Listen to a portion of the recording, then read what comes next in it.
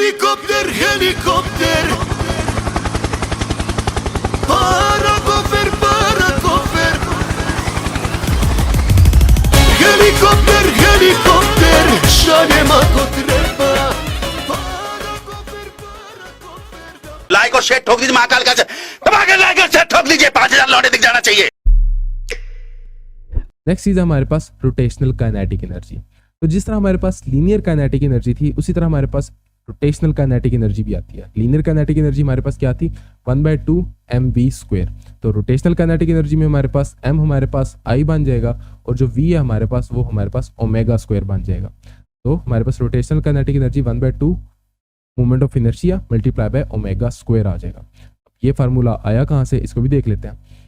तो for a point mess हमारे पास जो मोमेंट ऑफ इनर्शिया वो mr² होता है, तो इसलिए हम पॉइंट मैस से स्टार्ट कर रहे हैं अपनी कहानी।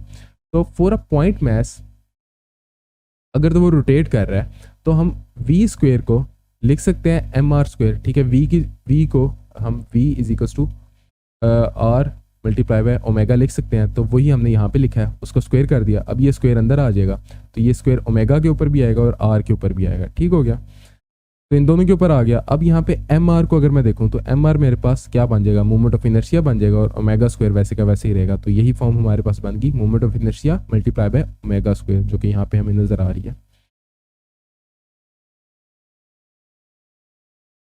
अब इस चीज़ को मजीद इन डेप्थ समझने के लिए रोटेशनल काइनेटिक एनर्जी है क्या, हम एक एग्जाम्पल लेंगे जो कि है हमारे पास एग्जाम्पल एक डिस्क और एक हूप की। अब इस एग्जाम्पल में एक एक्सपेरिमेंट, एक थॉट एक्सपेरिमेंट कह लो इसको, कि फॉर एग्जाम्पल हमारे पास एक ये कह लो कि एक क्या कहेंगे, जो रैम्प है हमारे पास एक। ठीक है, इस रैम्प पे हमने एक डिस्क रखी है। डिस्क से ये मुराद है कि इंटरनली ये सॉलिड है, और एक हूप है। हूप से मुराद ये है कि सिर्फ जो मैस है वो आउटर सरफेस पे है। तो अब इन दोनों का मैस हमारे पास सेम है, इन दोनों को हम सेम हाइट से छोड़ते हैं। तो इन दोनों में से कौन सा ऑब्जेक्ट पहले नीचे पहुंचेगा? क्या ये दोनों सेम टाइम पे नीचे पहुंचेंगे?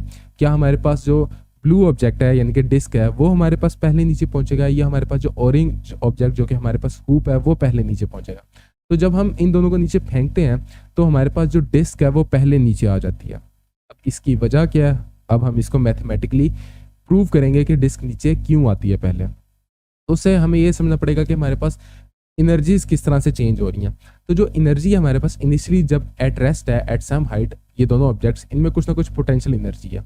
अब इनकी जो पोटेंशियल एनर्जी है वो हमारे पास एक तो रोटेशनल काइनेटिक एनर्जी में चेंज हो रही है, दूसरा ट्रांसलेशनल काइनेटिक एनर्जी में चेंज हो रही है। ये चीज़ समझाने के लिए फॉर एग्जाम्पल अगर ये एक ऑब्जेक्ट है, इसको मैं फॉर एग्जाम्पल खड़े खड़े रोटेट कर रहा हूँ, तो इसमें सिर्फ हमारे पास क्या है, रोटेशनल काइनेटिक एनर्जी है। लेकिन अगर ये रोटेट भी कर रहा है और ये आगे मूव भी कर रहा है, तो जो ये आगे मूव करने वाली काइनेटिक एनर्जी है इसे हम ट्रांसलेशनल काइनेटिक एनर्जी कहेंगे।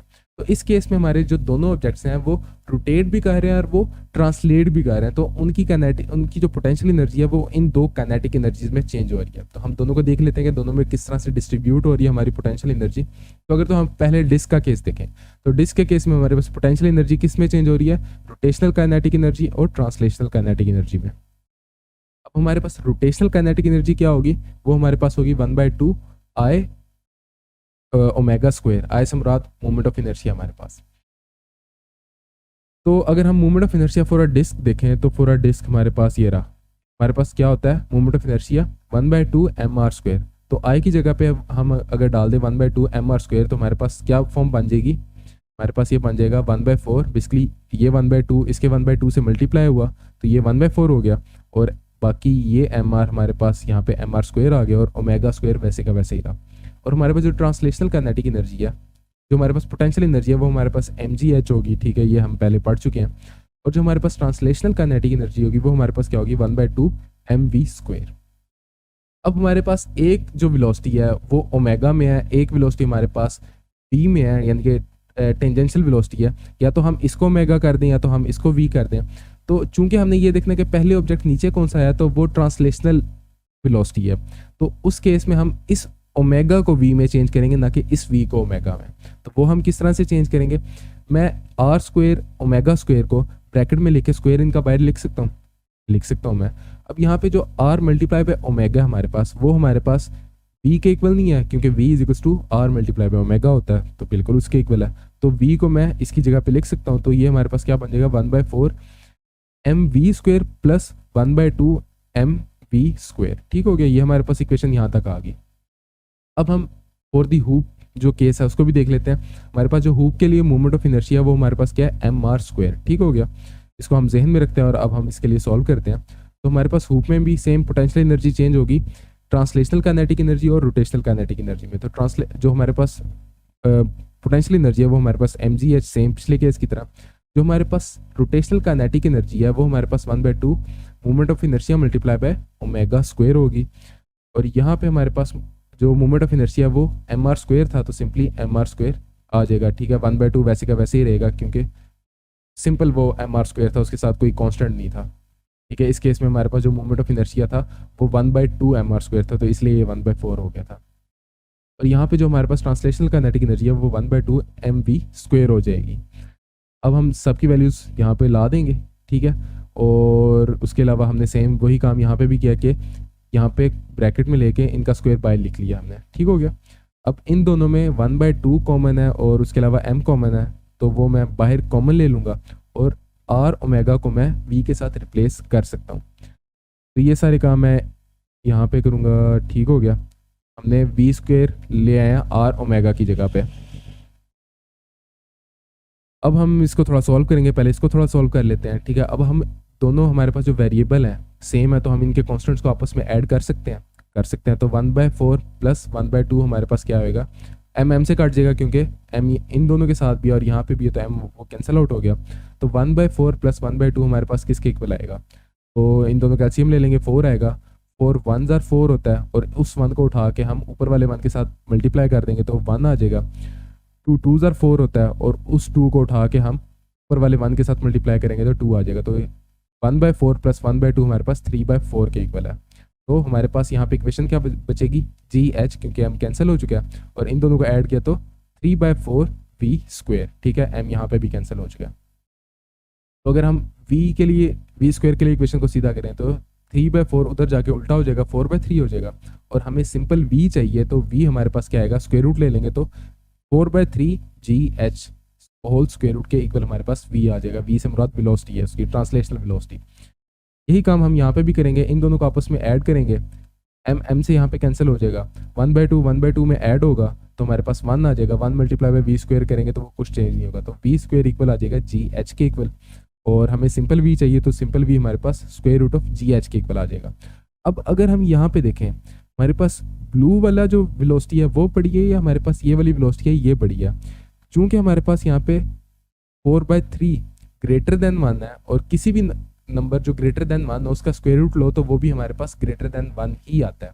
तो यहाँ पे हमारे पास जी एच के साथ एक ग्रेटर देन 1 नंबर मल्टीप्लाई हो रहा है, तो इसका मतलब है कि हमारे पास जो ये वाली वेलोसिटी है ये ग्रेटर देन दिस वेलोसिटी है। और इसी वजह से हमने ये पॉइंट भी प्रूव कर दिया कि हमारे पास जो डिस्क है वो नीचे पहले आएगी, और वो क्यों आएगी उसकी वजह ये है हमारे पास। ठीक हो गया,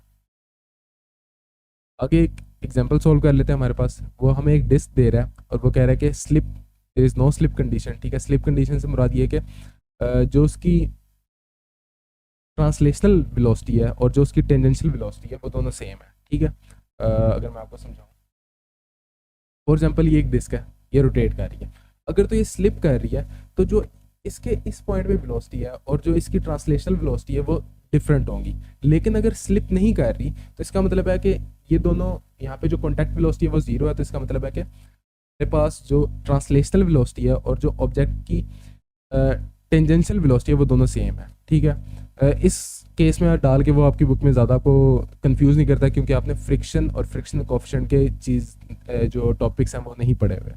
तो खैर इस स्टेटमेंट से कोई अमल दखल नहीं पड़ता ज़्यादा। आगे वो हमें क्या बता रहा है कि डाउन द हिल आ रहा है और उस हिल की जो टोटल हाइट है वो 10 मीटर है। If the disc starts from rest, ठीक है, डिस्क जो है वो इनिशियली एट रेस्ट थी, और बताओ जी कि बॉटम पे आके उसकी वेलोसिटी क्या आएगी। तो हमारे पास जो टोटल हाइट है वो 10 मीटर है, और हमारे पास डिस्क का केस है, तो अगर तो हम पिछले वाले केस से डायरेक्ट फार्मूला भी उठा सकते हैं या फिर हम उसको दोबारा से ड्राइव भी कर सकते हैं। तो हम दोबारा से ड्राइव करना पसंद करेंगे, रट्टा से हम बेस करेंगे। तो हमारे पास पोटेंशियल एनर्जी चेंज हो रही है रोटेशनल काइनेटिक एनर्जी और ट्रांसलेशनल काइनेटिक एनर्जी में। Potential energy mgh plus 1/2 moment of inertia omega square plus 1/2m, ये मेरे से एक छोटी सी गलती, ये final velocity minus initial velocity है, ठीक है। तो फाइनल वेलोसिटी हमारे पास 0 है और इनिशियल वेलोसिटी हमने इसको कैलकुलेट करके देनी है। तो हमारे पास जो बेसिकली दोनों में डिफरेंस आएगा वो हमारे पास हमने वही कैलकुलेट करना है। तो जो उसकी फाइनल वेलोसिटी होगी वो भी वही होगी। तो हम इस पूरे को सिंपली वी स्क्वायर से रिप्लेस कर सकते हैं और हमने वही वी स्क्वायर फाइंड आउट करना है। और हमारे पास चूँकि डिस्क है तो हमारे पास मोमेंट ऑफ इनर्शिया क्या आएगा 1/2 mr²। ये बेसिकली हमारे पास जो आपकी बुक में उसने 4 आपको मोमेंट ऑफ इनर्शिया दिया है वहाँ से आया। तो हमारे पास mgh 1/4 mr² omega square plus 1/2 mv² हो जाएगा। यहाँ पे मैं mm सारे कैंसिल आउट हो जाएंगे और इसकी जगह पे मैं v² लिख सकता हूँ। तो यहाँ पे हमारे पास इक्वेशन क्या बचेगी, gh is equal to 1/4 v²। ये 1/4 कैसे हुआ, 1/2 यहाँ से आया और एक 1/2 ऑलरेडी मौजूद था, तो वो दोनों मल्टीप्लाई के 1/4 ये आया हुआ पहले से यहाँ पे। और हमने r² ओमेगा स्क्वायर की जगह पे v² लिख दिया 1/2 v²। तो इन दोनों को ऐड करेंगे तो हमारे पास 3/4 v² हो जाएगा gh, और 3/4 इक्वल के दूसरी तरफ जाके 4/3 हो जाएगा और उस पूरे का स्क्वायर रूट ले लेंगे तो हमारे पास v आ जाएगा। हमारे पास g की वैल्यू भी हमें पता है और हमें h भी पता है। h से मुराद हमारी जो टोटल हाइट थी वो है। तो इन दोनों की वैल्यूज़ हम सिंपली प्लग इन करेंगे और वैसे का वैसे ही आएगा। ये हमारे पास g है और ये हमारे पास h है और डिवाइड बाय हमारे पास 3 आ जाएगा। तो इसको सॉल्व करेंगे तो हमारे पास जो वेलोसिटी आएगी वो 11.4 मीटर पर सेकेंड आ जाएगी। लाइक और शेयर ठोक दीजिए महाकाल का, दबा के लाइक और शेयर ठोक दीजिए, 5000 लौटे दिख जाना चाहिए।